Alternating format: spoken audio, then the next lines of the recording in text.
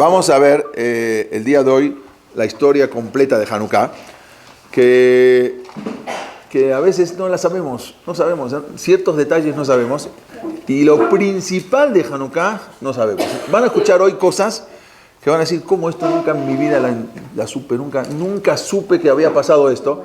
Entonces, son cosas que uno le va a cambiar un poco el concepto de lo que fue la historia de Hanukkah. Y después vamos a ver qué aprendemos de acá. Estamos acostumbrados a escuchar la historia de Hanukkah. ¿Qué es la historia de Hanukkah? Bueno, eso marca el triunfo de los judíos contra los griegos. Y eso es la que en sí encierra la historia de Hanukkah. Y más o menos sabemos del Pach Shemen, de la botellita de aceite y todo. Pero vamos a ver que hay muchos más detalles en toda esta historia. Todo eso del triunfo de los judíos contra los griegos, en verdad, sí es verdad, pero no es toda la verdad. Entonces es lo que quiero hoy ahondar en este tema y entender. Porque a veces también la historia de Hanukkah, pero la historia de Hanukkah sí, 8 días. No, la historia de Hanukkah no duró 8 días, duró 25 años. ¿Sí? Lo que nosotros entendemos que sí, que 8 días, que pasaron, que encendió, que encontraron, todo eso duró 25 años, las guerras de Hanukkah. Y eso es lo que yo quiero abocarme, entender bien cómo fue con los detalles de la historia de Hanukkah y por qué. Entonces, la historia de Hanukkah, sí, en verdad, es lo que conocemos como la rebelión de los Hashmonaim. Así entendemos, que a simple vista fue una rebelión de los Hashmonaim contra los griegos, pero en verdad no empezó como una reacción contra el enemigo griego, sino una reacción contra la misma asimilación, los Midiabnim. O sea, la guerra de Hanukkah empezó no contra los griegos, contra los Midiabnim, los asimilados judíos. Midiabnim viene de la palabra Yaván. Yaván es griego. Los que ya estaban asimilados, los que ya se estaban entrando a la cultura griega. Así empezó la historia de Hanukkah. No una rebelión contra los griegos, sino contra los mismos judíos, Midiabnim. La historia de Hanukkah en verdad puede ser vista también como podemos decirlo, como una trágica guerra civil, porque en verdad al principio fue una guerra civil, una guerra dentro de Judea, dentro de Judá, contra los mismos judíos.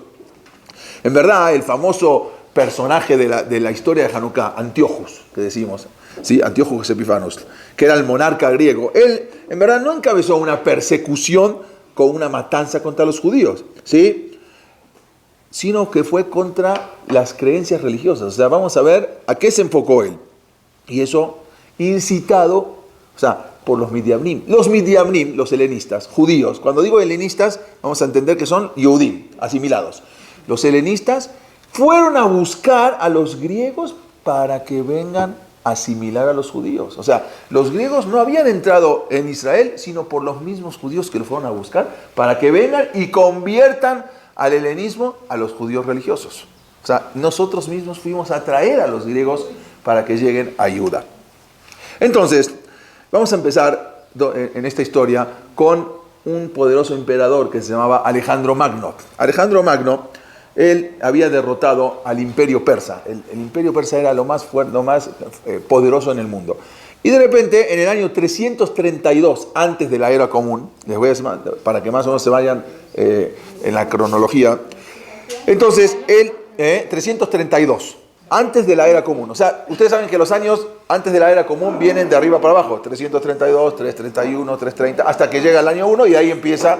O sea, que estamos hablando, si es el año 332, ¿sí? Más 2000 años, estamos hablando de 2340 años aproximadamente que... exactamente, vamos a ver cuándo fue exactamente, ahora les voy a decir. Estamos hablando de la época, esto empezó con Alejandro Magno, justo en la época cuando empieza el segundo Bet HaMikdash. Ya había, para orientarlos en la historia, ya había ocurrido el Nes de Purim, ¿sí? El primer Bet HaMikdash permaneció 410 años, luego 70 años estuvo destruido. Ahí fue lo del Nes de Purim, con Esther, con Ahasverosh, con Amán. Luego regresan a Israel a reconstruir el Bet HaMikdash. Ezra, Sofer, Zerubabel, Nehemia, construyen el Bet HaMikdash. Y ahí, a los pocos años, a los 30 años del segundo Bet HaMikdash, es cuando hay una revolución y Alejandro Magno cae el poder persa, que era el poderío más fuerte en el mundo, y Alejandro Magno, que era Grecia, ya ahora empieza el poder, el imperio griego. Entonces, Alejandro Magno incorporó soldados y generales persas. O sea, cuando él dominó a los persas son Irán, lo que hoy en día es Irán. ¿Sí? Entonces él muchas veces los tomaba prisioneros y no los mataba, sino que él los incorporaba dentro de su ejército. Incluso hacía casamientos colectivos. Él agarró en la ciudad, en Shushan, que era la capital, Susa, él unificó su ejército y agarró a 10.000 soldados griegos macedonios, y las hizo casar con 10.000 mujeres persas. O sea, la idea de Alejandro Magno era integrar. O sea, no era de destruir y matar, sino integrar. O sea, que todos se vayan helenizando, que todos vayan adquiriendo la cultura griega. Esa era muy famosa, se llamó la boda de Oriente con Occidente. 10.000 soldados griegos los casa con 10.000 mujeres persas. En verdad, este gesto de Alejandro Magno era una clara indicación de una nueva y revolucionaria tendencia. O sea, él ahora quería helenizar el mundo. Quería que el mundo se haga como el griego, que empiecen a adoptar la cultura griega. Él quería desaparecer las barreras étnicas, o sea, que no haya diferencias. Entonces, Alejandro no quería que haya distinción entre una nación, entre una raza, un credo. Él quería unificar todo. Todos, en verdad, él aceptaba que todos sean parte del imperio. O sea, él quería que todos pertenezcan al imperio, sin presión. Él no llegaba como en la época de la Shoah, o como en la época de la Inquisición, o te conviertes o te mato. No, Alejandro Magno llegaba y de a poco era convencimiento y demostrar la cultura griega, qué bonita, qué hermosa, cómo se apertura. Entonces, ese es el que quería, el helenismo, que él la presentaba, no lo presentaba como una cultura nacional, sino quería hacerlo una cultura universal. Él quería meter el helenismo, la cultura griega, universalmente, no por la fuerza, sino por convencimiento. Como dijimos, la cultura griega, sin embargo, no demandaba una conversión formal. O sea, no tenías que ir a convertirte a la iglesia para ser griego. No, solamente aceptar ciertas cosas de la cultura. No es que tenías que bautizarte para convertirte en griego. Entonces, en verdad, como no era por la fuerza, tuvo mucho éxito. Tuvo un gran, porque la gente, cuando se sentían conquistados y veías que el conquistador no te imponía por la fuerza algo, entonces aceptabas. Y aparte, era una nueva oportunidad para pertenecer a un nuevo mundo. O sea, veías de repente el imperio persa era diferente, y veíamos un imperio, llegaban los griegos abiertamente, la cultura, la filosofía. Entonces la gente, bueno, pues yo también quiero pertenecer a un mundo de ricos y victoriosos. O sea, veo que es una potencia, yo también quiero pertenecer. Entonces, tuvo mucho éxito y empezó la gente, era algo impresionante. Toda una cultura egipcia se helenizó. ¿Sí? Y ya prácticamente en Egipto se hablaba griego, ya no se hablaba los papiros y todo, ya se empezaron a encontrar cosas que la cultura egipcia empezó a desaparecer. Y no solamente, sino todos los pueblos conquistados se empezaban a helenizar, se empezaban a adoptar la cultura griega. Las antiguas religiones del mundo, como dijimos, por ejemplo la egipcia, desaparecieron por completo. O sea, de miles de años de una cultura egipcia, desaparece por completo. Entonces, los Yehudim, que en esos tiempos, en su mayoría, había quienes vivían, dijimos, en Babel, que no regresaron, pero los que estaban en Israel, vivían, como dijimos, en Yehudá, en lo que es Eretz Israel, y muchos, los Yehudim de todos lados, iban, Shalosh Regalim, las 3 fiestas, llegaban a Israel, los que vivían en Babel, los que vivían en todos lados, llegaban para Pesach, Shavuot y Sukkot, había una aliá a la Regel, Shalosh Regalim, todos tenían que venir al Regel, tenían que venir a la fiesta. Pero ¿qué pasó? De repente empiezan a haber cosas diferentes. Vamos a ver. Porque resulta que Alejandro Magno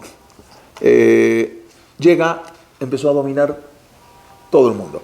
Pero ahora el objetivo era llegar a Eretz Israel. Ya había dominado Egipto, ya había dominado Siria, Jordania. O sea, ya ahora llega a Eretz Israel con el dominio. Esto estamos hablando en el año 313. Entonces ahí, el año 313, empieza una época, que era 313 antes de la era común, comenzó una época de gran turbulencia, tanto en lo espiritual como en lo material. ¿Por qué? Alejandro Magno había conquistado todo el mundo. En esos le tocaba ahora llegar a Israel, a Eretz Israel. En esos tiempos en Eretz Israel había un Sanedrim y a su vez había un Cohen Gadol. El Cohen Gadol se llamaba Shimon HaTzadik. Shimon HaTzadik era un jajam muy grande y era el Cohen Gadol. Entonces, cuando se entera que va a venir ahora Alejandro Magno, ni siquiera se les ocurre salir a pelear contra él. No hay manera de pelear contra una potencia griega que ya había dominado a los persas, que eran los patrones del mundo, y ahora están bajo dominio griego. Entonces, no había manera de pelear. Entonces, cuando llega Alejandro Magno con su ejército, en el año 313, sale a recibirlo con las ropas del Cohen Gadol Shimon HaTzadik, porque era una eminencia. Alejandro Magno era un poderoso, entonces se viste, aunque no era Kippur, se viste con las ropas de Kippur, todo blanco, y sale a recibir a Alejandro Magno. En ese momento, viene Alejandro Magno con todo su ejército, y pasó algo impresionante, sorprendente, algo que dejó a todos atónitos. Se baja Alejandro Magno de su caballo y se inclina ante Shimon HaTzadik. Hagan de cuenta que hoy viene el presidente Putin junto con Donald Trump y llega a Israel y va ante Rab Haim Kanievski y los dos se inclinan ante Rab Haim Kanievski y le besan la mano. O sea, es algo inconcebible. Bueno, acá todavía era más, porque estábamos hablando del dueño del mundo, Alejandro Magno. Llega a Jerusalén, ve salir del Bet HaMikdash a Shimon HaTzadik cuando los judíos pensaban que venían a destruir el Bet HaMikdash. No solamente que no lo destruye, sino que se inclina, se aposterna delante de Shimon HaTzadik. La gente no puede entender. Eso exactamente, estamos hablando el año 34 del Bet HaMikdash. O sea, ya tenía 34 años de el segundo Bet HaMikdash construido, para que nos entendamos en qué época estamos. Ya hacía 34 años que se había construido el segundo Bet HaMikdash. Llega Alejandro Magno, se baja de su caballo ante toda la vista de todo el ejército y se inclina ante Shimon HaTzadik. Cuando le preguntan a Alejandro Magno cuál fue, por qué de esa actitud, él cuenta que en todas sus victorias, eso también lo cuenta la Gemara, él en todas sus victorias, una noche antes, sueña con una persona que como un ángel, vestido de blanco, y le dice: vas a ganar la guerra. O no pelees hoy, sino hasta la semana que viene, o hasta tal. Y él le hace caso a esa figura. Y resulta que cuando llega a Jerusalén, ve saliendo a Shimon HaTzadik de Bet HaMikdash, se da cuenta que él es el de los sueños. Shimon HaTzadik inmediatamente baja de su caballo y se inclina ante Shimon HaTzadik, porque él era el que venía. Shimon HaTzadik quizás ni sabía, pero del Shamayim, del cielo, le hacían ver esa figura. Entonces se inclinó. Eso, claro, está escrito no solamente en la Gemara, está escrito en la Gemara y está escrito en las historias de los judíos de Flavio Josefus. Entonces, fue algo tremendo. O sea, delante de Shimon HaTzadik, el pueblo de Israel ni siquiera salió a pelear, porque no había manera de pelear contra un ejército. Entonces, en agradecimiento a eso, que Alejandro Magno dijo, no va a presionar, ni va a sobreponerse sobre, sino los va a dejar que sigan cumpliendo la Torá y todo, bajo dominio griego, pero abiertamente pueden cumplir. Entonces, en agradecimiento a eso, se junta el Sanedrim y dictan unas takanot, ¿sí? Dos takanot, varias, pero las principales fueron dos. La primera es que en agradecimiento a eso, todos los niños, varones, adultos, primogénitos, o por lo menos uno en la familia, uno de los hijos, van a poner todos los que nazcan el nombre Alexander, ¿sí? Y así en esa época, todos los niños, uno en la familia se llamaba Alexander. Había un jajamín muy grande de la época de Tanaim o Emoraim que se llamaban Rabbi Alexander. Había jajamín muy grandes con ese nombre. Otra de las cosas fue Minyan Shetarot. Cuenta la Gemara que cuando alguien hacía documentos o pagarés, lo que sea, ponían la fecha. Entonces, a partir de ese momento pusieron la fecha: segundo año de reinado de Alejandro Magno, tercer año de reinado, o sea, empezaban a contar en los documentos, ponían la fecha. Eso duró 1000 años prácticamente, ya había fallecido hace mucho tiempo Alejandro Magno, pero la Gemara cuenta que el Minyan Shetarot, la cuenta se contaba desde el reinado de Alejandro Magno, en honor a el rey que se portó muy bien con el pueblo israelí. Así traen en Talmud Babli Avodah Zará en la página Yud, así cuenta lo del Minyan Shetarot. Pero poco a poco fue pasando el tiempo, fallece el Cohen Gadol Shimon HaTzadik, ¿sí? Y también fallece Alejandro Magno. Alejandro Magno a los 32 años murió. O sea, todo este poderío impresionante, a los 32 años fallece Alejandro Magno. Hay quien dice si parece envenenado por gente que no estaba de acuerdo con él. Ahora, Shimon HaTzadik fallece y los descendientes de Shimon HaTzadik no tenían el suficiente nivel espiritual para llevar adelante el pueblo como lo llevó Shimon HaTzadik. No era lo mismo que Shimon HaTzadik. Como dijimos también, fallece envenenado Alejandro Magno. Al morir Alejandro Magno, el imperio griego se divide en 4. O sea, ya todos querían quedarse con el poder. Entonces, como había muchos problemas, entonces se empieza a dividir el imperio griego de Occidente, de Oriente. Entonces ya se divide en 4. Entonces, los griegos ahora empiezan, ya no era lo mismo que Alejandro Magno, empiezan ahora a dominar un poquito más a la fuerza, ¿sí? Vamos a ver. Y es algo que prácticamente empieza el dominio griego que duró 180 años. Un dominio griego que ahora dura 180 años en... El Bet HaMikdash duró, el segundo Bet HaMikdash, 420 años. Es un dominio griego hasta que llegaron los romanos, 180 años. Entonces, ahora, dentro de los judíos, también había, como dijimos, los Midiamnim. Los Midiamnim, los que buscaban asimilarse, buscaban entrar a la cultura griega. Todos los jóvenes ya empezaban a ver cosas nuevas, empezaban a ver aperturas. Había un tal Yosef Ben Tubia, un judío, un yudí. Era totalmente corrupto y él, gracias a un gran soborno a las autoridades griegas, por lo tanto, él le dieron la concesión de los impuestos, porque Israel ahora tenía que pagar impuestos a los griegos. O sea, no tenían presión de convertirse, pero tenían que pagar impuestos, porque era una dominación griega. Él estuvo durante 22 años, Yosef Ben Tubia, cobrando impuestos, pero excesivos impuestos prácticamente consumieron al pueblo judío. Este era un asimilado totalmente. No solamente eso, la posición del Cohen Gadol, el sumo sacerdote, ahora se compraba. ¿Sí? Al mejor postor era el que le daban el Cohen Gadol. Está escrito en el Talmud que en el primer Bet HaMikdash, que duró 410 años, hubo 18 Kohanim Gedolim, 18. En el segundo Bet HaMikdash, que duró 420 años, hubo 300. O sea, ¿cómo puede ser esa diferencia? En el primer Bet HaMikdash permaneció 410 años, hubo 18 Kohanim Gedolim.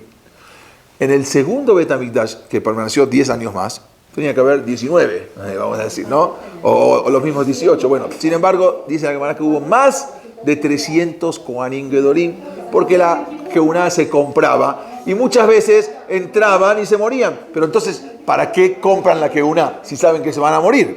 Justamente eso es a veces lo que es el honor, lo que es la gabá, lo que es... no importa, si sabían que se iban a morir, pero vale la pena un año de que te sirvan como melech, como rey, aunque quizás esté la posibilidad de que se vayan a morir, porque también pensaban que no se iban a morir.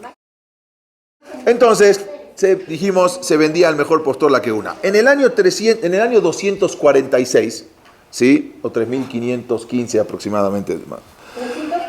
346. Eres Israel estaba bajo el poder de los reyes egipcios ptolomeicos. O sea, era Egipto, pero no era Egipto lo que conocemos por Egipto, sino Egipto ya eran helenistas. O sea, porque dijimos que prácticamente Egipto se convirtió en un estado de los Talmai, de los ptolomeicos, así se llamaba.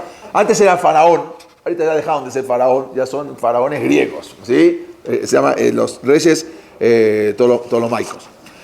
Había un rey que se llamaba, en esa época, en el año que él estuvo desde el año 285 hasta el 246 antes de la época, porque vamos bajando, ¿no? El año 285 hasta el año 246 antes de la era común. Había un rey, se llamaba Ptolomeo II, Filadelfo. El que tradujo. Exactamente. Este era amante de la sabiduría, o sea, era un rey que le gustaba saber, le gustaba la filosofía.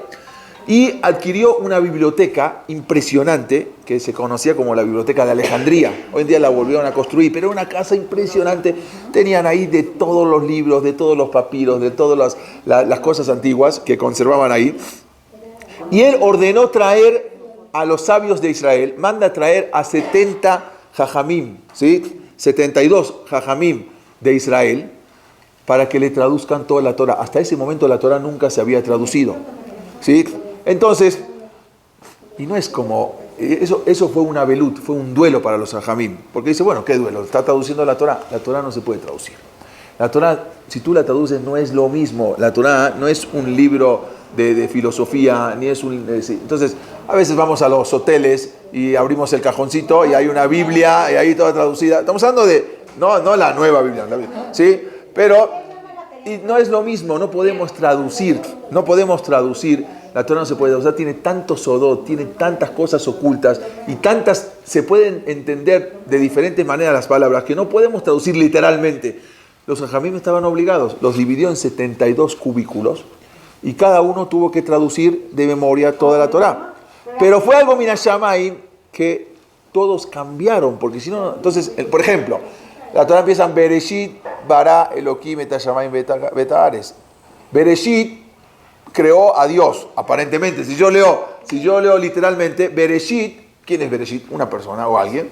Bara Elohim, creó a Dios. Entonces, ¿cómo le vas a traducir eso? Entonces, Minashamayim, aunque estaban separados y no tenían contactos unos con otros, todos al unísono cambiaron y pusieron Elohim, bara Bereshit, et hashamayim veta haaretz. Sin saber lo que escribió. Y así trae la Gemara que fueron muchas cosas. Cuando entonces ve que todos coinciden sin estar juntos. Él quería saber si verdaderamente le van a traducir bien, por eso los separó. Y a ver si todos, ustedes son rabinos, y a ver si todos coinciden con la explicación. Y todos coincidieron. Claro, todo un Ruach HaKodesh que en ese momento bajó. Y todos pudieron traducir y varias cosas cambiaron. Y fue la traducción exacta. O sea, todos cambiaron sin conocerse, sin verse unos a los otros.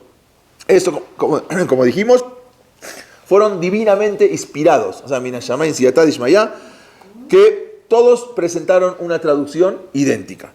Ahora, resulta que mientras los judíos que vivían ahí en Egipto, en Alejandría, estaban felices, regocijando, ¿por qué? Porque mira nosotros los judíos la sabiduría que tenemos.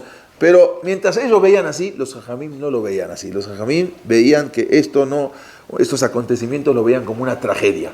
¿Por qué? Porque no puedes poner palabras sagradas en manos de no judíos. ¿Sí? ¿Cómo van los significados más profundos de la Torah? ¿Cómo lo vas a convertir en un libro normal de literatura? O sea, estás convirtiendo una Torah que es algo que tiene una profundidad, ¿sí? O sea, algo que no se entiende, y ya lo estás convirtiendo solamente en un libro de literatura. Entonces los jajamim lo vieron como una tragedia, pero lo tuvieron que hacer, no tenían otra. Entonces, resulta que ahora todas las naciones esas que fueron conquistadas por los griegos, le dieron la bienvenida a la cultura, una cultura superior, una cultura muy atractiva, filosofía, ya les abrían todas esas cosas. Entonces, no solamente eso, sino que ahora incorporaron a sus ídolos, ¿sí? A los dioses griegos dentro de todos los lugares donde iban conquistando, iban imponiendo sus ídolos. Los jajamim esto veían como una influencia griega, una amenaza terrible, ¿sí? Nadie te está obligando, pero de a poco esto va a ser una amenaza terrible. Pero la juventud judía no lo veía de esa manera. Ellos acudían en masa a los entrenamientos donde competían los atletas, las famosas Olimpiadas. O sea, ellos se dedicaban a darle una cultura al cuerpo humano. El cuerpo humano tenía que estar exacto, perfecto, tenía que ser algo estricto. Resulta que había competencias, pero en esas competencias competían desnudos. O sea, los hombres, como se ven en las estatuas, ellos iban a competir desnudos. Ahora, incluso los judíos jóvenes que iban a competir ahí, ahora les daba vergüenza porque el cuerpo humano, ellos los miraban y sentían ese bullying de todos los que estaban en el estadio, porque tenían Brit Milá, entonces no son completos. Entonces muchos iban y se quitaban la circuncisión quirúrgicamente, se quitaban los jóvenes, para no pasar vergüenza delante de los griegos, lo cual los griegos consideraban la circuncisión como un defecto, es un defecto del cuerpo humano. Entonces ellos se quitaban el Brit Milá, ¿sí? Y dolorosamente, para no pasar ese bullying con la gente. O lo que sea, sí. Y no solamente, aparte no querían que los hijos se vean anormales. Entonces ellos dejaron de hacerle Brit Milá a sus hijos para que no se vean anormal y no pasen vergüenza delante de los griegos, ¿sí? Entonces, vamos a ver una cosa impresionante, que el abandono de Brit Milá no comenzó como una imposición. Nadie le impuso que tenía, no vayas a competir y no necesitas. Ellos por gusto, nadie le impuso nada, sino ellos mismos fueron quitándose el Brit Milá. ¿sí? Sino como una voluntad. Era una voluntad y una manera de integrarse, ¿sí? A la cultura griega. Para integrarte necesitabas tener un cuerpo humano perfecto, en perfecto estado. Estos Yehudim estudiaban literatura, estudiaban filosofía griega y de a poco iban abandonando la observancia de la Torá. Estos eran los llamados Midiavnim, helenistas, asimilados. Estos exactamente es lo que hicieron, lo que empezaron a hacer. Hay un dicho que dice Hafez Haim, ¿sí? Im en Bene Israel osim kiddush, azagoim osim abdallah. Im en Bene Israel osim kiddush, az agoim osim abdallah. Si el pueblo de Israel no hacemos un kiddush, no nos santificamos, entonces los goim nos hacen abdallah. ¿Sí? Ya nos empiezan. Y eso fue lo que empezó a hacer. Como Am Israel no empezó a hacer kiddush, sino los goim nos empezaron a hacer abdallah. Nos empezaron a diferenciar. En verdad la historia, esto demuestra, esto es una cosa impresionante que aprendemos de acá, que el odio de los gentiles hacia los judíos se enciende más cuando el Yehudí se desprende de la Torá. Cuando el Yehudí se desprende de la Torá, ahí se levanta la sin'a del Goy. Cuando el Yehudí se desprende de la Torá y las misbot, cuando uno dice, no, mejor para que no haya antisemitismo, mejor vamos a estar un poquito como... No, ahí es donde más se prende, se levanta el odio, ¿sí? Como dijo, entonces, ahí empieza el problema cuando en el año... ahora Israel pasa de dominio, ahora Israel pasa de dominio ptolomeico, como dijimos, a los reyes seleucidas, que son reyes sirio-griegos. Hasta ahora estaban dominados por Egipto griegos, cae el poder de Egipto griego, ahora son sirios griegos, todo queda por ahí. El poder se llama sirio-griego, se llaman los reyes seleucidas. Durante este tiempo, los helenistas ya habían ganado mucho poder. Los helenistas, acuérdense, son los asimilados, judíos asimilados. Empezaron a ganar mucho poder en el país. Sí, generalmente las relaciones... todavía las relaciones entre los Yehudim y los reyes seleucidas todavía estaban bien, no había problema. Había una excepción, había un rey, se llamaba el rey Seleuco IV. Ese rey era sirio-griego, ¿sí? Él quería entrar al Bet HaMikdash y apoderarse le dijeron que había mucha riqueza, que la gente donaba sus shekalim, y cuando venían de todos los lugares en las tres fiestas, en las tres regalim, traían mucho dinero. Entonces él intentó saquear las arcas del Bet HaMikdash. Entonces, ¿qué hizo? Ordena a su oficial de confianza, se llamaba Heliodoro. Él ordena que vaya a Israel y se apodere de los fondos del Bet HaMikdash. Heliodoro llega con su ejército al Bet HaMikdash. No había oposición. O sea, todavía, ustedes preguntan, bueno, ¿y dónde están los Hashmonaim? Todavía los Hashmonaim están tranquilos. O sea, no hay todavía presión, no hay obligación, nadie te está obligando a que dejes tu Torá, tus tradiciones. No es que están poniendo una pistola en la cabeza, ¿sí? Solamente hay un dominio. Bueno, entonces, Heliodoro entra al Bet HaMikdash, cuenta el Talmud, que inmediatamente, cuando apenas entra al Hatzer de Bet HaMikdash, al patio, se le aparece una visión, como un jinete, y le pega en la cabeza y lo tira al suelo y cae desmayado. Heliodoro entraba para saquear los bienes, las arcas del Bet HaMikdash. Inmediatamente, cuando después se recupera, ofreció una ofrenda a Dios, hizo un corbán, y se regresa a Alejandría y convence al rey Seleuco IV para que no toque el Bet HaMikdash. Mira, esto es sagrado, no lo toques, yo no sé qué me pasó, yo vi algo impresionante, por favor no toques el Bet HaMikdash. Y así fue. El rey Seleuco IV era un rey sirio-griego. Entonces, en verdad, como dijimos, generalmente las relaciones entre los Yehudim y los reyes era hasta ahora, no había ningún problema, estaba todo muy bien. Ahora, en el año 3586, asume un rey, que este es el rey, el famoso personaje, se llama Antiochus IV, conocido como Antiochus Epifanes. Estamos hablando justo acá, es el año 300, como les dije, ahora se lo confirmo, lo tengo acá, no quiero decir una cosa. Bueno, en el año 3586, el conocido como Antiochus Epifanus, el personaje de la historia de Hanukkah. En verdad, este este rey, él decía que su misión, ¿cuál es su misión? Su misión en la vida era difundir la cultura griega y el helenismo. O sea, él decía que esa era la religión griega, él era su matará, esa era su finalidad.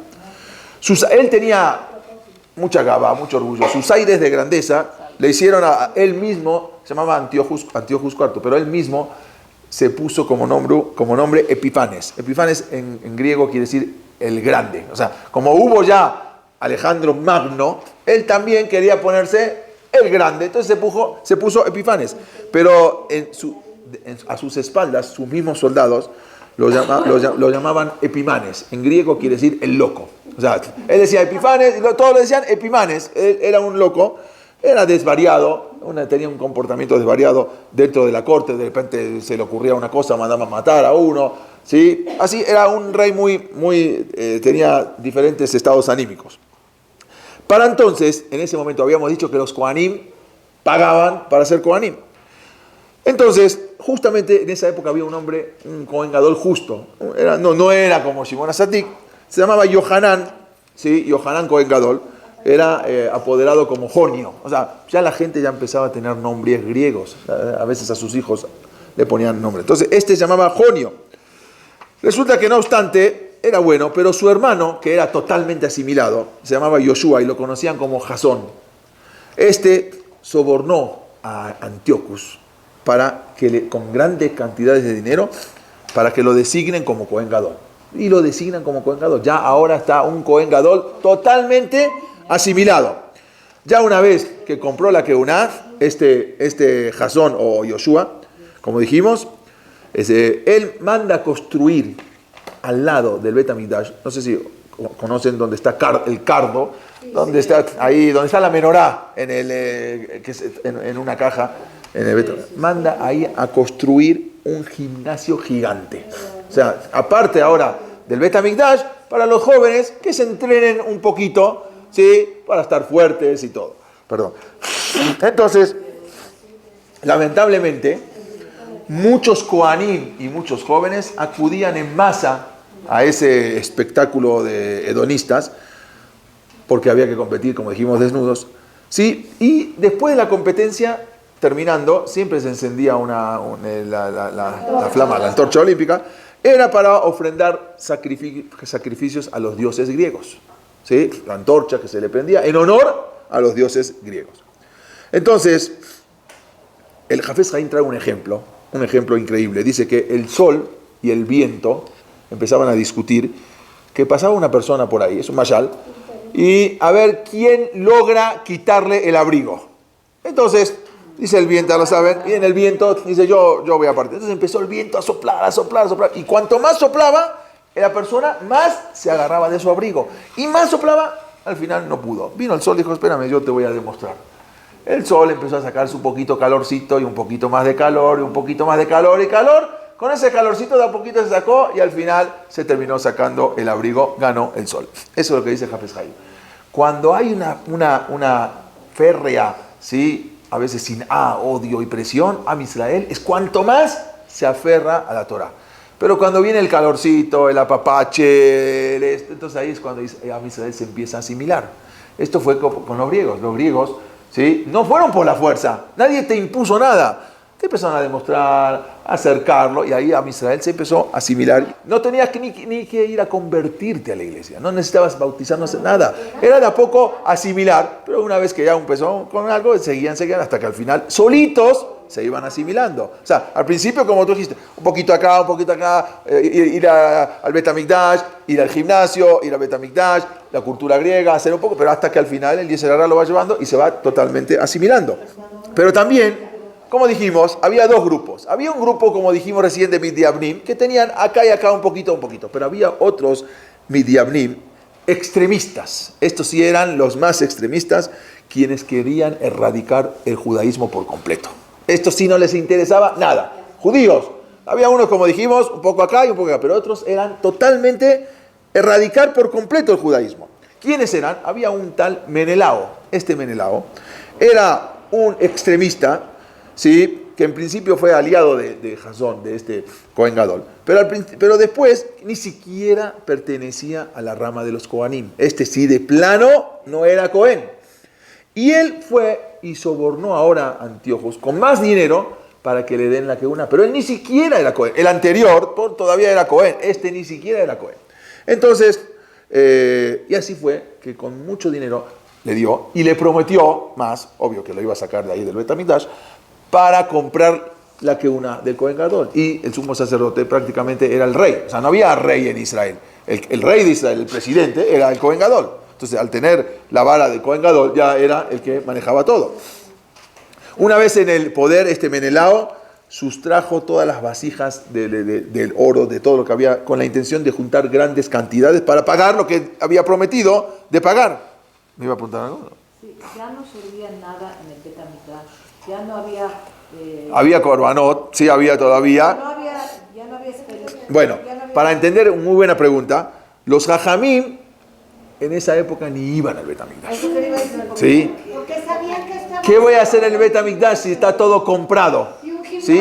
Y un gimnasio en la puerta antes de entrar al Bet HaMikdash. O sea, ya los jajamim grandes que vamos a ver en esa época, que eran los primeros Tanaim, ni iban al Bet HaMikdash. O sea, es más, y enseñaban a los hijos, a la gente, que no vayan al Bet HaMikdash. Sí, iban en los Shalosh Regalim porque había que ir, bueno. Muchos estaban, pero los que estaban en Israel, también había jajamim. No, era porque ya comprado toda la Keuna. No, el Urim Turbin ya desde que empezó el segundo Bet HaMikdash ya no sirvió. Exactamente, era como una burla, exactamente. Entonces, ¿qué pasó? El Sanedrim entonces decidió enviar una delegación, todavía había Sanedrim, para acusar a este Menelao, que Menelao ya era totalmente, no era ni Cohen, y empezó a saquear el Bet HaMikdash. Entonces ahora el Sanedrim manda a acusar con Antíochus de que Menelao, este extremista judío asimilado completo, que lo que está haciendo. Pero este Menelao, cuando se entera, manda a ejecutar a todo el Sanedrín. ¿Sí? Él mismo, porque se entera que lo están acusando, manda a matar a todo el Sanedrín. Ustedes se preguntarán, bueno, ¿dónde están los Hashmonaim? Porque todavía está hablando, pero no aparecen los Hashmonaim. Todavía no había una presión contra el pueblo de Israel. Era asimilación, la que quería ser asimilada, pero no había una imposición todavía contra el espiritualismo, o sea, contra el Yahadut. Entonces, resulta que había corrido se corrió un rumor de que el rey Antíochus, que no estaba en Israel, había muerto en combate. Entonces, Jasón, que dijimos, aprovechando esa incertidumbre, se armó de un poderío, de unos soldados, de unos gente, y entra a Jerusalén y saca a Menelao. O sea, Jasón, el que estaba antes, ¿sí?, vuelve a imponerse contra y lo quita a Menelao del poder del sumo sacerdote. O sea, ya era una guerra civil. Entonces, pero luego Menelao se arma de un grupo indignado por los hechos, hace una rebelión y vuelve con su grupo y asesina a 40.000 judíos. O sea, estamos hablando, no hay Midiabrim, todavía no hay griegos. Dentro de los mismos judíos, una guerra civil. Ordena sacar el Bet HaMikdash, saca el Shulchan Aruch, quita la menorá, ya no hay menorá. ¿Sí? Porque nosotros sabemos que en Hanukkah no había el Pach Shemen, no, pero no había ni siquiera menorá. Vamos a ver, eso quizás, tanto el Pach Shemen, vamos a ver por qué es tanto, pero no había ni menorá, la menorá desapareció. Entonces, esto estamos hablando en el año 3000, ahora les digo qué año fue, de la época común. Ahora él tiene, apoyado por los helenistas, ¿sí? Todo esto es apoyado por los asimilados, por los helenistas, ¿sí? Antíochos Epifanes, que en verdad no había muerto, impone nuevos decretos, esta vez con la totalidad de destruir la religión judía. Ahora sí, ahora quiere, ya, como no muchos se están convirtiendo, sino algunos, él dice, esto ya va a la fuerza. Entonces, resulta que ahora cancelan todos los servicios de los Bet HaMikdash. Los pocos korbanot que quedaban y servicios, se manda a Antíochus IV, manda a cancelar todo. Y ahora, dentro del Bet HaMikdash, lo pone un templo pagano. O sea, ya no afuera, en el gimnasio, sino adentro del Bet HaMikdash, pone un templo y pone a Zeus y pone así, ahí en la puerta, dentro, convierte el templo, convierte el Bet HaMikdash en un templo pagano. Entonces, ahora ya vienen los problemas, porque ahora ya se están metiendo ahora ya es a la fuerza. A su vez, como dijimos, colocaron ahí estatuas de ídolos griegos dentro del Bet HaMikdash. El 25 de Kislev, el 25 de Kislev es Hanukkah, pero estamos hablando 3 años antes, en el año 167, se ofrendan en el Mizbeach varios cerdos. O sea, ahorita empezaron a ofrendar en lugar de Korbanot, cerdos, pero a los dioses griegos. Ya no a Kosh Baruj Hu, sino ya los mismos griegos y los mismos Midiabnim empiezan a hacer Korbanot, pero con cerdos. ¿Sí? Eso fue el 25 de Kislev. También se prohíbe ahora a todos los Yehudim observar el Shabbat. Ya no puedes observar. Hasta ahora no había... hasta ahora nadie, con la pregunta está muy bien, nadie se rebeló contra los griegos porque no había, siempre estuvieron nominados o por los persas o por los griegos también. Pero cuando empiezan a meterse con el Yahadut, ya empiezan a prohibir el Shabbat, empiezan a prohibir Rosh Chodesh y el Brit Milá. El Brit Milá que hasta ahora opcionalmente, ¿sí?, por voluntad propia no se hacían el Brit Milá, ahora se lo empezaron a imponer. Ahorita ya no pueden hacer el Brit Milá. También se decretó, cuenta la Gemara, algo terrible, una nefasta orden que consistía en que cuando se casaban, ¿sí?, al salir de la jupá, antes de estar con el marido tenía que pasar por el gobernador, ¿sí? Tenía que pasar por el gobernador y después con el marido. Y fue algo terrible porque los hajamim, eso cuenta la Gemara, que se casaban ahí los Yehudim, el único día, el día para bodas no era domingo, ¿sí?, sino era miércoles. ¿Por qué era miércoles? Porque el Bedim se presentaba 2 veces por semana, lunes y jueves. Entonces, los hajamim habían puesto desde hace mucho tiempo que todas las bodas se hagan el miércoles, por si después el esposo no encontró la virginidad Betulim. Entonces al otro día se presentaba en el Bedim, que era el jueves, y decía, y ahí podía reclamar. Entonces, pero las bodas eran los miércoles. Es más, ¿cómo se dice miércoles en inglés? Wednesday. Viene de wedding, ¿sí? Eran los días, ¿sí?, eran los días miércoles que se hacían las bodas. Los hajamim dijeron ya, olvídense de los miércoles, porque ¿qué pasaba? Los miércoles estaban toda la policía griega en la puerta del Bet HaKnesset o de la Jupot. Salía la mujer y se la llevaban, tenía que estar una noche con el gobernador y al otro día se la entregaban al marido. Sí.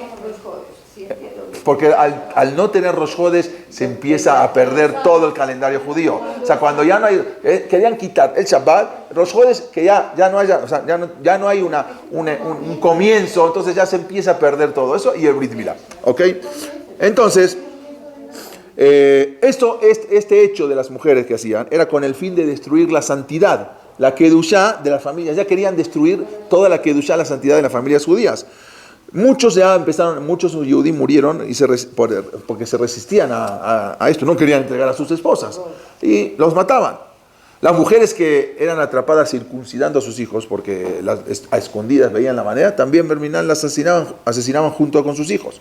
Hubo en ese momento también un rabino que tenía 90 años, Rabbi Elazar, que lo llevaron ya los griegos y le obligaron a comer cerdo. Entonces decía, yo no voy a comer, si no comes te matamos. Y comer no es una de las 3 abonot que uno debe de dejarse matar. El Rab dijo, yo no voy a hacer una señal, ni un mashal, ni un ejemplo para todo mi pueblo. Lo obligaron, le dijeron, bueno, está bien, vamos a una cosa, te llevamos a un cuarto, a escondidas, que no te vea la gente, come. Ni a escondidas, no aceptó, bueno, lo terminaron matando a este Rabbi Elazar. Esta época también fue una época trágica para que nos ubiquemos en el tiempo. No sé si alguna vez escucharon con Haná y sus 7 hijos. Fue exactamente, esta es la época de Haná con sus 7 hijos. Haná y sus 7 hijos, cuenta ahí que el César, está muy interesante, dice que el César mandó a traer a Haná y le ordenó, no los quería matar, dijo, ya, le puso una estatua, ¿sí? Y le dijo, inclínate a la estatua. Entonces, en ese momento, dijeron, no, nosotros no. Entonces cada uno fue matando uno por uno, porque no se querían inclinar. Entonces, al final le dice, quedó un hijo, el más chiquito.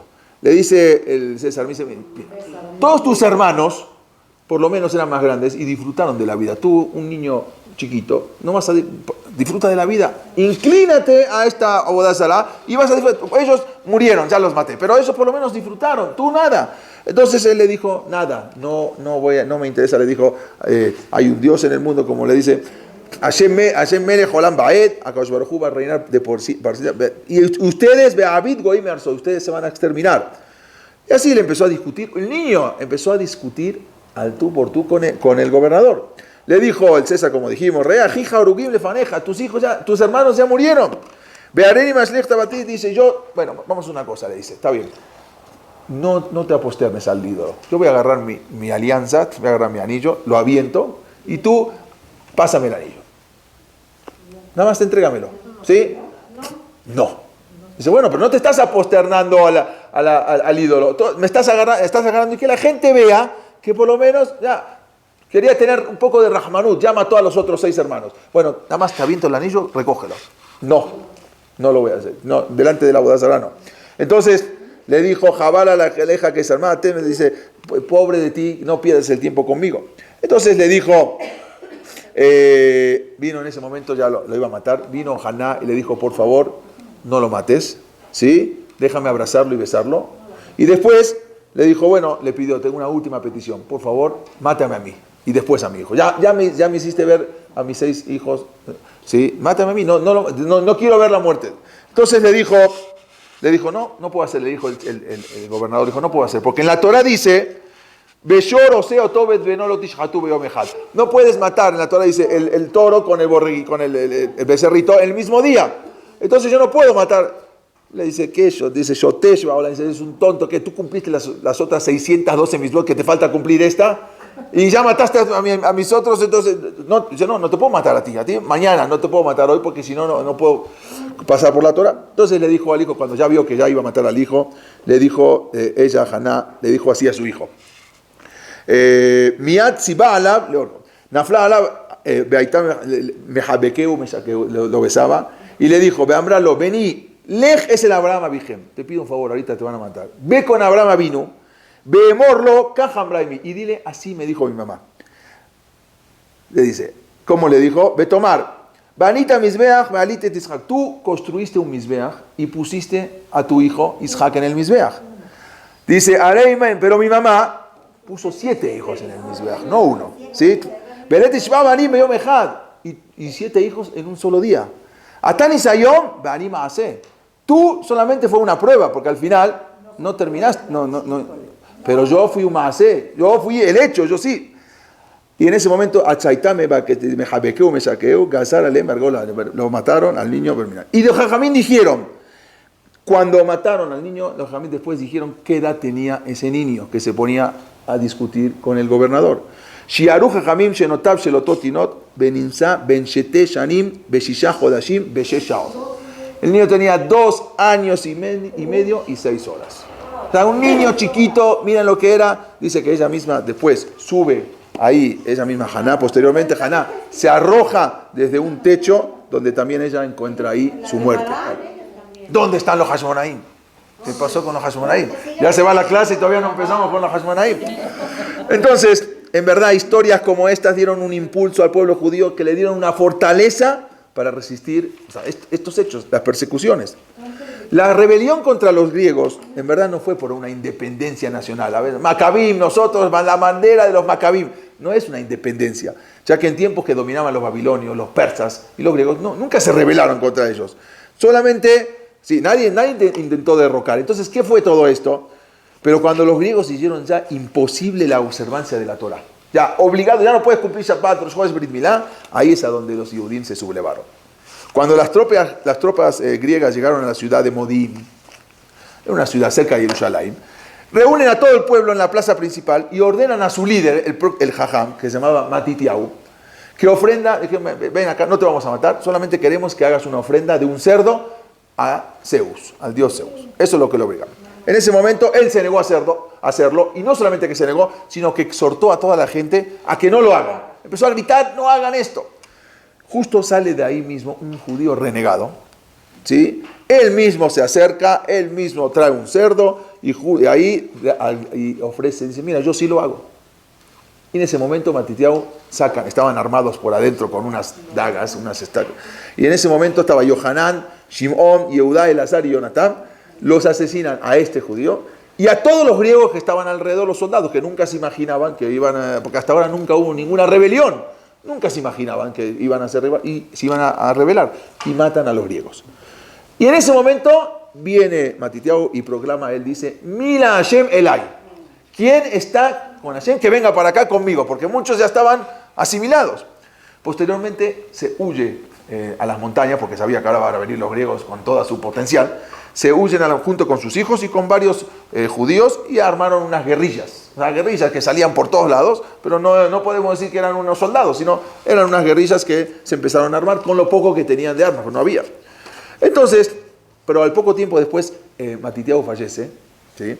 Y queda como líder su hijo Yehudá. Yehudá queda como líder y se hizo con un pequeño ejército de 6.000 soldados, muy mal equipados. Nosotros a veces cuando contamos la historia de Hanukkah, sí, porque Matitiahu con sus hijos eliminaron a todo el imperio griego. No, tampoco, no vamos a decir, no. Había unos soldados, que no se comparaba con todo el ejército griego, pero había 6.000, 8.000 soldados. No eran nada más Matitiahu y sus hijos los que guerrearon. ¿Sí? Ellos eran los líderes. Entonces, comenzaron a atacar a los griegos, y no solamente a los griegos, a los judíos helenistas también empezaron a atacar porque estaban con los griegos. Resulta que los griegos se percatan que esto era una amenaza. Pues había unos guerrilleros que hasta ahora eran pacíficos y ahora empiezan a sublevarse. Entonces, a pesar de la inferioridad en fuerzas, Yehudá con su pequeño ejército vence a la milicia griega. Empiezan a vencerlos. Había un general, se llamaba Apolonio, él tenía un ejército griego. En la ciudad de Shechem acaban con todos. De la misma manera, otro ejército griego que estaba dirigido por un general que se llamaba Serón, también en la ciudad de Bet Jorón, cerca de Jerusalén, también pierden.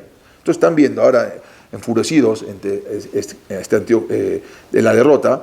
Entonces vieron como un Yehudá con su pequeño ejército, entonces está dominando, mandan un ejército de Grecia con 40.000 soldados de infantería y 7.000 de caballería. O sea, ya caballos en Israel, el que mejor iba tenía un burro, pero llegar con caballos de guerra ya era una cosa muy importante. Viene un general que se llamaba Lisias, era el más destacado en el mando, era un general muy fuerte. Trae Lisias, él trae todo su ejército y en una batalla que se llama en Mizpah, Yehudá y sus hombres, ahí vieron que ya era muy difícil pelear, entonces Yehudá incita a todo el ejército, al pequeño ejército judío, o guerrilleros, que hagan ta'anit, o sea, que hagan ayuno. Un soldado que va a salir a pelear con ayuno, de por sí es muy difícil, y en inferioridades también. Entonces, esa noche los griegos llegaron y se dividieron en campamentos para intentar un ataque sorpresa el otro día, pero resulta que salieron sorprendidos, porque esa misma noche salieron todos los guerrilleros y los embisten y prácticamente acaban con el ejército. O sea, estamos hablando de 6.000 hombres, 8.000 hombres. Los agarran dormidos.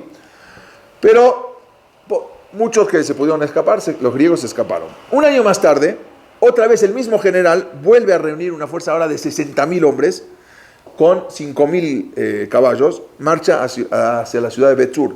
Allí Yehudá junta 10.000 hombres y con mucha emuná los atacan primero, matan en un día a 5.000 soldados griegos y los restantes se escapan porque tienen miedo que esto se les va a venir, se les va a oscurecer. De repente Entonces, al ver esa determinación de los judíos, que salían por donde sea, de las montañas, o sea, eran guerrilleros, y vio que los judíos nunca se iban a rendir. Entonces, el rey Antíoco había fallecido en ese momento. Yehudá, ahora estamos hablando de años 165. Yehudá y sus soldados, entonces, ya quitan se van los griegos, asustados, y Yehudá y los soldados entran a Jerusalén y entran al Bet HaMikdash, donde estuvieron por varias semanas retirando todos los escombros. No destruyeron el Bet HaMikdash, pero todo lo que estaba dentro del Bet HaMikdash, lo que habían hecho, el altar lo tuvieron que volver el Mizbeach estaba destruido, lo tuvieron que volver a construir. Pero, ¿cuándo fue ese día? Exactamente el 25 de Kislev, Hanukkah, que volvieron a entrar del año 164. Exactamente 3 años después de que habían hecho la ofrenda del cerdo, ese 25 de Kislev, 3 años después, habían ofrendado unos ceros en el altar, se reanudan otra vez los korbanot, porque ya no estaban ahora los midiabnim, ¿sí?, que se habían escapado también, y los griegos también se habían escapado. Entonces, pero resulta que ahora había un problema. No había menorá, aparte del Shemen. No había, aunque encuentren, no había menorá, porque la menorá se lo habían robado. Nosotros siempre sabemos y le decimos a los niños, sí, del Shemen, pero ni siquiera menorá había. Se la habían robado. Entonces tuvieron que, provisoriamente hicieron una menorá ese día de madera. Ese día, ¿sí? En unas 2 horas hicieron una menorá de madera. Y ahora también no tenían el aceite, porque todos los aceites estaban en Temeim y ya no había. Y no se podía, tenía que estar en el sello del Kohen Gadol. Hasta que encontraron uno, como dijimos, como se sabe, con la cantidad suficiente para un solo día. Entonces, igual, no obstante, pero ahora llegó Yehudá como Kohen Gadol. Entonces, milagrosamente, prendieron eso. Y ahora la pregunta es, si vimos tantos milagros, ¿por qué agarramos el milagro del Pach Shemen? Si eso aparentemente es el milagro menor. No había ni Hanukkah, no había menor, no había las guerras, todo. En verdad, ellos vieron en esto una señal de Akadosh Baruj Hu, como una cosita que va a durar media hora, 1 hora o un día, duró 8 días, entonces ya vieron, esto es Hanukkah, era la señal, todo lo demás era mucho más grande, pero esto es la señal de Akadosh Baruj Hu que estaba con ellos. Vieron eso, entonces hasta que pudieron procesar el aceite después de 8 días, llenos de alegría celebraron por 8 días, y los jajamín del Sanedrín, que ya los que quedaban, mandaron a conmemorar este milagro para los años siguientes. Pero aunque los Hashmonaim ya habían reconstruido el servicio del Bet HaMikdash y otro, entonces, y cancelaron los impuestos y los decretos, ya no había más decretos de Brit Milá, que no se podía, pero los Midiabrim y los griegos volvieron otra vez. O sea, esto dijo, no, acá no lo vamos a dejar. Entonces, ¿qué hicieron? Durante esas guerras fueron muriendo, había varias guerras, siguieron, y todos los hijos de Matitiahu fueron muriendo. Quedó uno solo que se llamaba Shimón. Shimón, Amacabí, todos los demás ya habían fallecido. Y ahora viene un rey, un nuevo rey que se llamaba Antíochus V, Eufator, era hijo de Antíochos Epifanes. Invade Israel con 100.000 hombres. Dice, si 40.000 no sirven y 60.000 no. Y no solamente eso, sino que aparte trae 20.000 armados, hombres armados de la caballería, y trae 32 tanques de guerra. ¿Qué son los tanques de guerra? En la vida habían visto en Israel, traen 32 elefantes. ¿Sí? Traen 32, que en Israel nunca en su vida habían visto un elefante. A ver, ¿cómo puedes matar a un elefante con una flecha? No hay manera. O sea, es un acorazado. No hay manera de matar. Entonces eran tanques, prácticamente tanques. Entonces cuando vieron eso Israel, no lo podían creer. 32, aparte de los 20.000 de caballería. En ese justamente venían otra vez por el general Lisias, Elazar, uno de los guerreros que iba ahí. Entonces él vio, Elazar era hijo de Matitiahu, que vio el elefante adornado, pensó que ahí arriba venía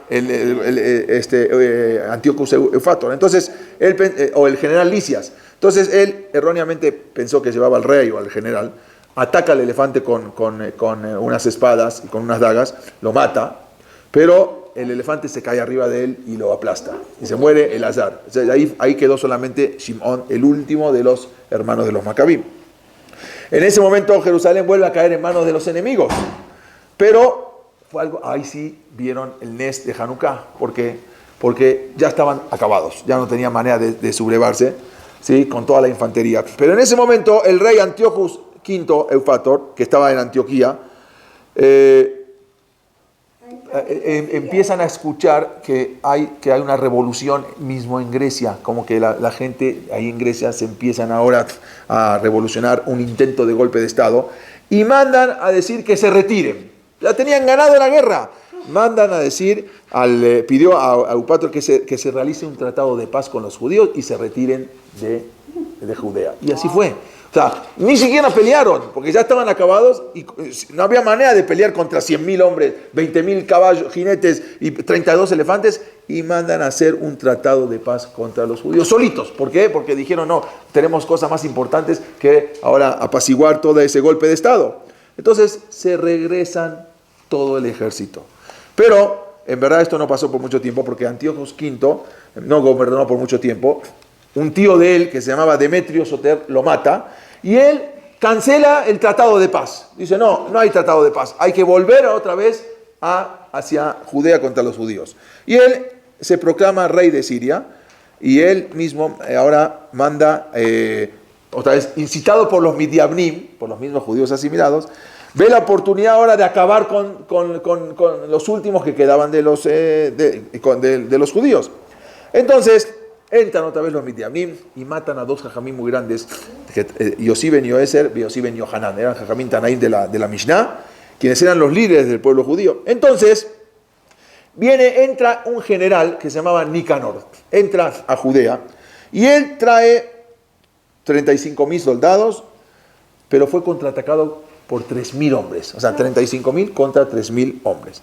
Resulta que ese día matan algunos y se escapan los demás, y lo agarran al general Nicanor.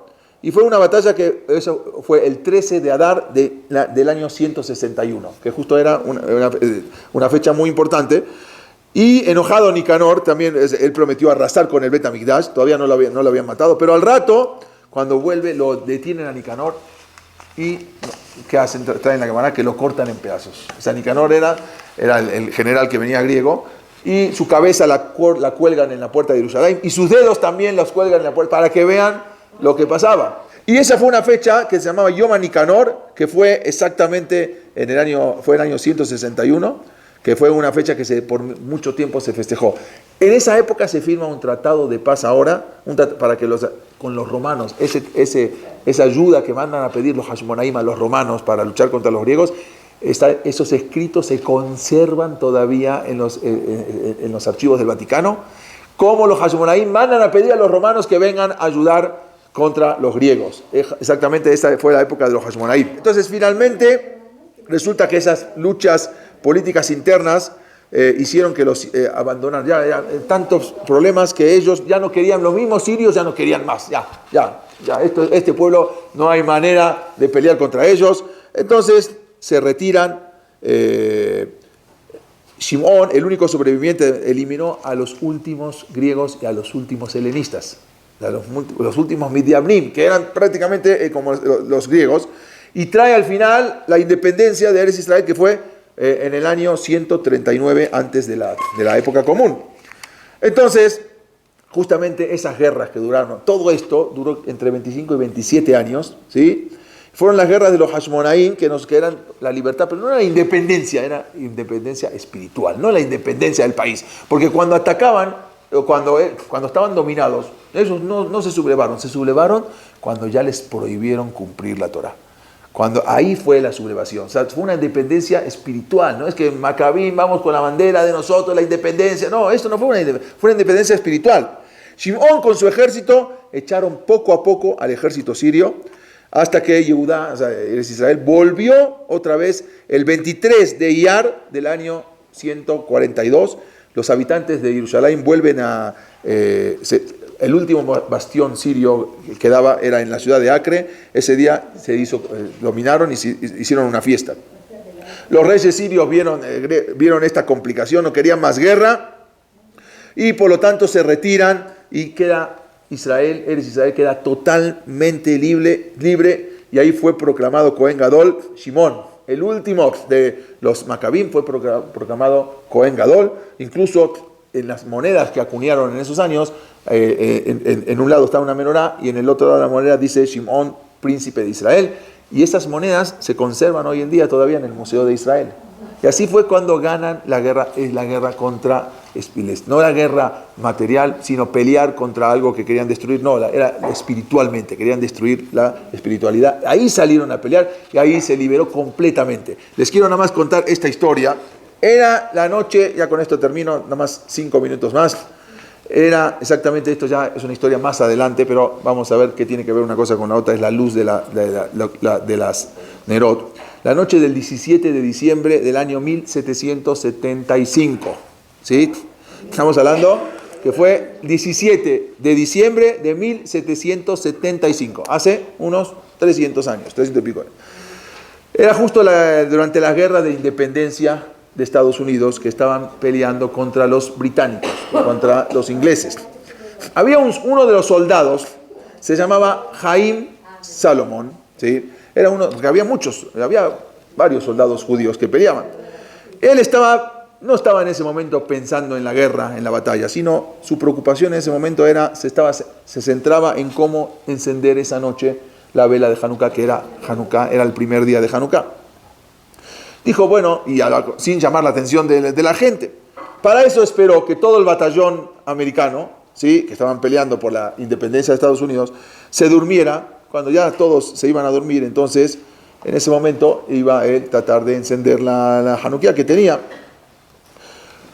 Y era una Hanukkah que tenía, que se le había regalado su papá a este Haim Salomón, para cuando vaya a la guerra, puede encender la Hanukkah. Entonces, cuando él pensó que ya nadie lo observaba, sacó la Hanukkah que su padre le había regalado y procedió a encender la Hanukkah. Mientras este Haim Salomón, él cumplía con la misma, él pensaba que esta quizás iba a ser la última noche, porque el ejército americano estaba completamente indefenso, eran mucho más los soldados británicos, y tampoco tenían prácticamente, no les quedaban armas ni municiones. Entonces dijo que quizás esta iba a ser su última noche de Hanukkah. En ese momento, cuando estaba encendiendo la Hanukkah esa noche, él dijo, gracias, le agradeció a Kadosh Baruj Hu, y cuando ya estaba diciendo las verajot, de pronto siente que alguien le pone la mano en el hombro. Entonces se da vuelta y era el general, el comandante de esa tropa. Y le dijo, ¿qué estás haciendo? ¿Eres un espía? ¿Estás prendiendo las nerot para que te vean los británicos y nos vengan a atacar? Le dijo, no, mi general, no soy ni un espía. Ese general no era otro que George Washington. O sea, él era en ese momento que estaba como general, no como presidente. Era del ejército revolucionario, era George Washington. Entonces, le dice, no, mi general, en verdad respondió Salomón. Dijo, no soy un espía, sino soy un judío observante, ¿sí? Y en este momento estoy cumpliendo un precepto de Dios. Entonces, Washington le dice, pero ¿qué tipo de precepto es este? ¿Qué significa este candelabro que estás encendiendo? Le dijo, miren, los judíos en todo el mundo esta noche empiezan a encender las velas, y le explicó de Hanukkah, por un gran milagro. ¿Qué milagro? Hace 2000 años, nosotros judíos, ¿sí?, estábamos luchando por una guerra totalmente desigual, igual que esta, ¿sí? Entonces, y ganamos esa guerra porque luchábamos por el Emet, por la verdad, y luchábamos por la libertad espiritual. Nosotros éramos inferiores en número, prácticamente una proporción de 1 a 100, o sea, 1 contra 100. Pero ganamos porque creíamos en la verdad y porque Dios nos ayudó. Y le siguió diciendo, mañana, mi general, usted mismo va a ganar esta guerra. Estoy en inferioridad, mañana vamos a ganar, así como los Macabín ganamos, Dios nos va a ayudar y vamos a ganar. Ya, luego lo demás, el general en ese momento permaneció en silencio, mientras lo miraba incrédulo. ¿Qué me estás diciendo que vamos a ganar la guerra? Pero luego de unos instantes le dijo el general, tú eres un judío, tú eres de la nación de los profetas, ¿sí? Entonces, voy a tomar tus palabras como si hubieran sido pronunciadas por un profeta. El general estrechó la mano del soldado y desapareció en la oscuridad. Al día siguiente, las fuerzas de general Washington, de milagro, porque eso lo pueden ver en cualquier historia, ganan y la batalla contra los británicos. Y, empezaron a ganar, no es que al otro día ganaron, sino comenzaron a ganar, duró unos años, y al final de todo se declara la independencia de Estados Unidos. También se declaró que todos los ciudadanos en ese momento son iguales y tienen los mismos derechos. Posteriormente de esto, el general Washington se convierte en el primer presidente de Estados Unidos. Haim Salomón terminó la guerra y se vuelve a su casa en Brom Street, en Nueva York. Y así pasó. Años más tarde, resulta que estaba Haim Salomón, estaba sentado en su casa junto con sus hijos y observando las velas de Hanukkah, como brillaban en las ventanas. Y resulta que tocan la puerta de su casa. Ya pasaron unos años después. Entonces, él va a abrir la puerta y se queda atónito porque ve que en la puerta de su casa estaba un ejército y estaba el presidente de Estados Unidos que se presenta en su casa, George Washington. Lo hizo pasar y el presidente le dice, veo que todavía sigues fiel a tus tradiciones de Hanukkah. O, ¿cómo se decía esa fiesta? No me acuerdo, decía Hanukkah. Sí, Hanukkah. Yo veo que sigues todavía recordando ese milagro que me contaste. Entonces estoy aquí porque te quiero agradecer en persona. Uno de los oficiales da un paso al frente, saca una cajita de terciopelo y Salomón no salía de su asombro. Tomó lentamente esa cajita, la abrió y encontró una medalla de oro, ¿sí?, que en su mano decía las siguientes palabras: una muestra de gratitud por la luz de la vela con admiración, George Washington. Le entrega esa medalla. Pero la historia no termina acá. Señor Salomón, le dijo el presidente, usted no sabe lo que hizo en Filadelfia hace unos años. Continuó diciéndole, esa noche, le dijo, yo no podía dormir, George Washington le está contando, pues creía que no había chance de ganar. Había pensado que era mejor rendirnos. Le está revelando. Le digo, la verdad, en ese momento yo, cuando me presenté ante usted, yo tenía la convicción que ya nos íbamos a rendir. Ya no teníamos municiones, solo contábamos con un reducido número de soldados y la comida también era insuficiente. Cuando vi a los soldados durmiendo a la intemperie, o sea, el mismo George Washington, cuando vi a mi ejército, con el frío intenso, pensé que ya no había nada que pudiéramos hacer. Sin embargo, cuando entré y vi que estaba prendiendo esta luz, vi esas luces, no sé qué pasó, pero esas luces me dieron una energía y dije, no, lo tengo que hacer, yo ya venía derrotado. En ese momento dijo, no nos vamos a rendir, vamos a seguir adelante. Sentí que estaba en el lado correcto y que lo que estábamos peleando era una causa justa por la que íbamos a hacer. Por eso vine ahora a tu casa a agradecerte y condecorarte y a decirte que esta noche también es mi fiesta. ¿Sí? Para mí Hanukkah significa la luz de la esperanza y la luz de la libertad.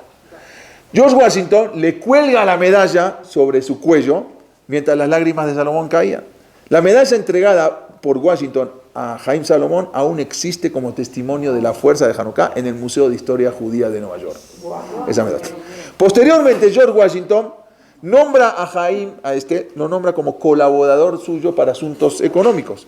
Y Haim Salomón entonces, él, como sigue colaborando ahora con el presidente, solicita ayuda porque las guerras todavía seguían, para traer armas al ejército de Estados Unidos. Entonces él se dirige con las familias sefaradim que vivían en ese momento en Estados Unidos, estamos hablando del año 1780, 2000, ¿sí? Él se dirige con esas familias judías sefaraditas, que eran familias muy pudientes, que eran descendientes de los portugueses y los españoles, ¿sí? Que habían llegado y eran gente trabajadora, y les pide para que uniforme al ejército y los provea de municiones y los provea de armas y todo. Y ayudan, entonces dice que su acción fue tan exitosa de Haim Salomón que el mismo presidente de Estados Unidos expresó lo siguiente. Y esto que voy a leer está traducido, está escrito como lo había escrito exactamente palabra por palabra por George Washington. Él dijo así: sin la actitud de Haim Salomón, los acontecimientos de la historia habrían sido distintos. Debido a que el ejército de los Estados Unidos no habría resistido en su guerra contra los británicos y el resto de los enemigos que querían impedir su existencia. Así también, él dice que la victoria de Estados Unidos, que ya estaban derrotados, dice, no hubiese sido posible si no hubiese por Haim Salomón. Así también dice que hace algún tiempo le hicieron un homenaje, hay una academia militar en West Point, en una academia militar americana, que ahí adentro hay una sinagoga, y ahí le pusieron una placa en honor a Haim Salomón, que gracias a él, esta vela, esta misma luz que a nosotros nos prendemos cada noche, es la que nos da la energía para seguir como Am Israel. Esta misma vela que le dio la energía también a George Washington para pelear contra los británicos que estaban acabados, esta es la misma vela que a nosotros nos da la energía y para Am Israel para seguir. Que esta misma vela nos traiga pronto la Geulá Bimera Amén.